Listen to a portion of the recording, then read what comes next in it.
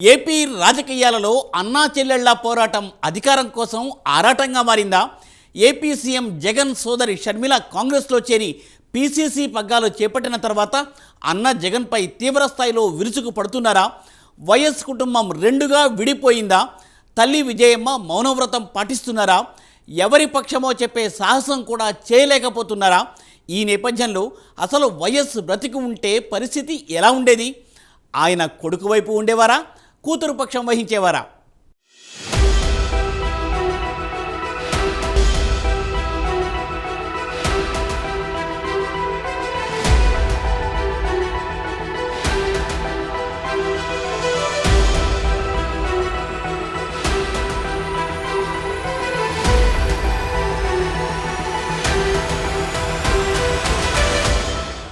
రాజకీయ రంగంలో శాశ్వత మిత్రులు శత్రువులు ఉండరని సామెత. ఏ ఎండకా గొడుగు పట్టి నేతలే ఎక్కువ. పేరుకు ప్రజాభీష్టమని చెబుతారు, కానీ తమ సొంత అభీష్టానికే ప్రాధాన్యతనిస్తారు. తాజాగా ఏపీ రాజకీయాలలో ఇలాంటి చిత్ర విచిత్రాలు ఎన్నో జరుగుతున్నాయి.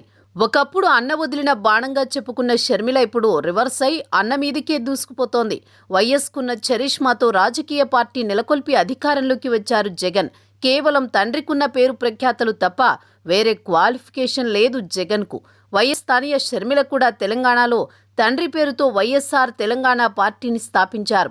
మొదట్లో కొంచెం హడావుడి చేసి చివరికి ఆ పార్టీని కాంగ్రెస్లో విలీనం చేసింది.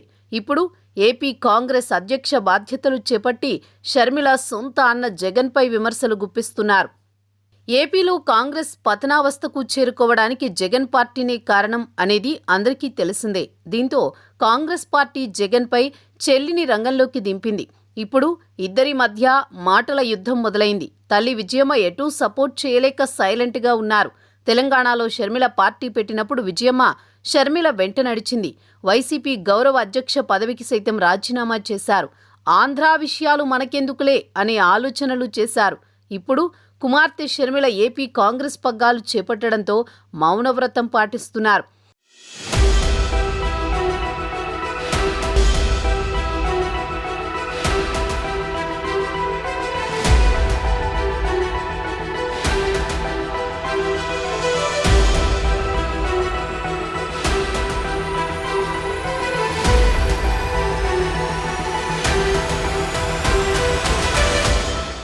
ఈ క్రమంలో వైఎస్ బ్రతికి ఉంటే ఎవరికి సపోర్ట్ చేసేవాడనే చర్చ అందరిలో మొదలైంది. వైఎస్కు తనయుడు కన్నా కుమార్తెపైన ఎక్కువ ప్రేమాభిమానాలుండేవని ఆ కుటుంబానికి దగ్గరగా ఉన్న వర్గాలు చెబుతున్నాయి. బిడ్డలిద్దరూ రాజకీయంగా తలోదోవలో వెళ్లడంతో తనే బ్రతికుంటే షర్మిలకు సపోర్ట్ చేసేవాడని చెబుతున్నారు. షర్మిల మొదటి వివాహం రద్దయిన తర్వాత తాను ప్రేమించిన అనిల్ గురించి ముందుగా వైఎస్తోనే చెప్పినట్లు కథనాలు వెలువడ్డాయి.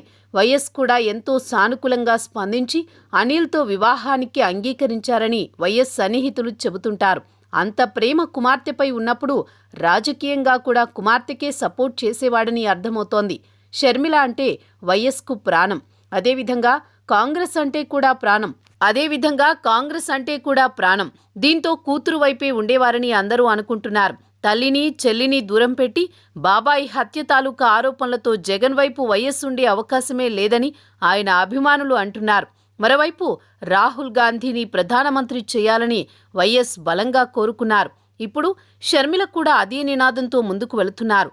ఈ విషయంలో తండ్రి కుమార్తెల ఆశయం ఒకటేనని వైఎస్ ఆత్మగా చెప్పుకునే కేవీపీ రామచంద్రరావు సైతం వ్యాఖ్యానించడం గమనించదగ్గ విషయం.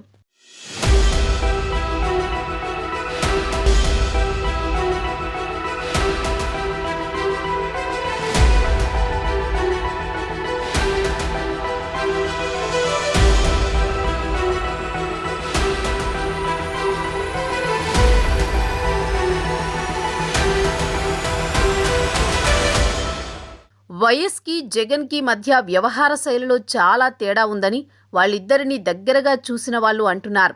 గతంలో జగన్ ప్రవర్తన గురించి వైఎస్ విజయమ్మ పలువురితో చెప్పడం ఈ సందర్భంగా గుర్తు చేస్తున్నారు రాజకీయ విశ్లేషకులు. వైఎస్ అప్పట్లో జగన్ గురించి జేసీ దివాకర్ రెడ్డితో చెప్పినట్లు దివాకర్ రెడ్డే స్వయంగా చెప్పడం తెలిసిందే. అదేవిధంగా విజయమ్మ కూడా నాటి సీఎం రోసయ్య దగ్గర జగన్ ప్రస్తావన తేవడం రోసయ్య మాటల్లోనే విన్న సందర్భాలున్నాయి.